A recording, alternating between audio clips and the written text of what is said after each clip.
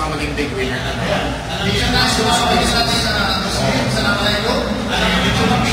Naalala ko, tinweet ko nga parang crush ko si Kiss! Saan talaga siya? Kailan pa kayo videos sa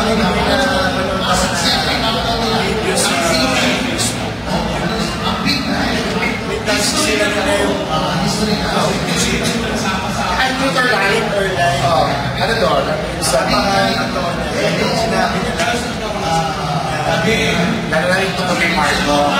Oo nga pala, nakalimutan ko. Ginismiss ko nga pala yung na-crush ni si Kisses. Uy, mag-imit na kayo mamaya. No? Siyempre, paglabas ko na siya eh. Mag-imit kayo ngayon kung bakit na-crush ko siya. pero nakita ko mga goal niya. Oo, ano ba yun? At saka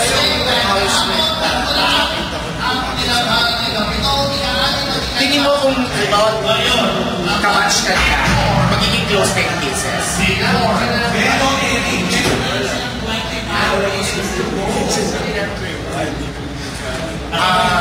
Ano kayong reaction ni Kisses kung ikaw yung kamatch na tapos nakalantaman ka? Hindi ko sabihin niya. Dire-diretso naman. O hindi ka sweet stress. Pero so, yun si Joshua, si Kisses. Bakit nakalimutan niyo? Parang may, pinapatanong lang, Kisses na wala isa. Nagtagin daw natin, or Julia.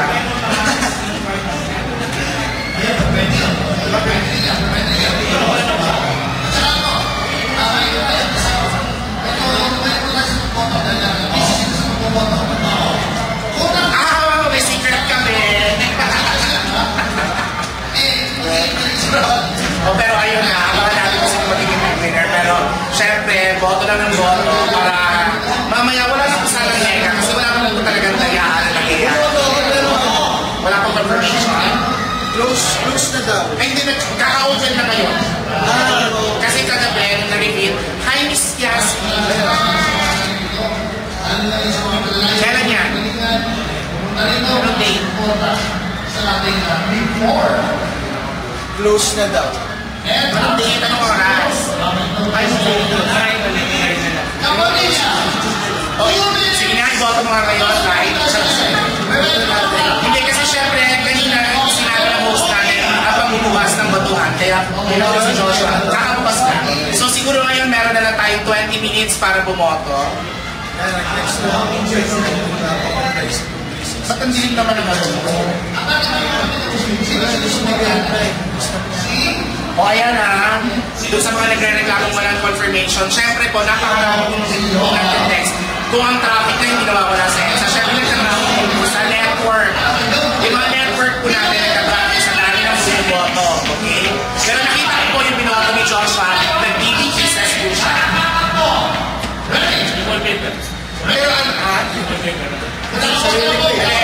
Ano yan? Ano, yung sa magazine?